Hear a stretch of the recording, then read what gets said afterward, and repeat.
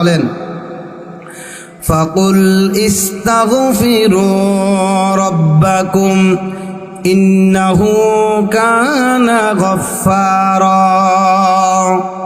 প্রিয় ভাইরা আমার, আল্লাহ রব্বুল আলামিন বলেন ইস্তাগফিরু রাব্বাকুম, তোমরা তোমাদের রবের কাছে ক্ষমা চাও, তোমরা আল্লাহ তাআলার কাছে ক্ষমা চাও।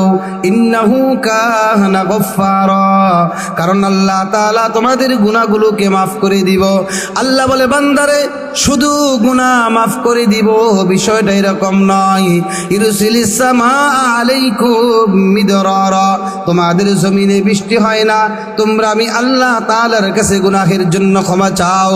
আল্লাহ রব্বুল আলামিন বলেন ইরসিলিস সামা আলাইকুম মিদরারা, তোমাদের জন্য আসমান থেকে বৃষ্টির ব্যবস্থা করে দিব। ওয়ায়ুমদিদুকুম বিআমওয়ালিন ওয়া বানিন, তোমাদের সম্পদের ব্যবস্থা করে দিব, সন্তানের ব্যবস্থা করে দিব।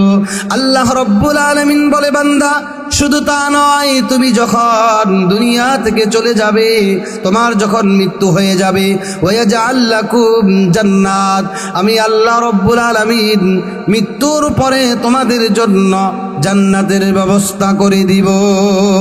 সুবহানাল্লাহ।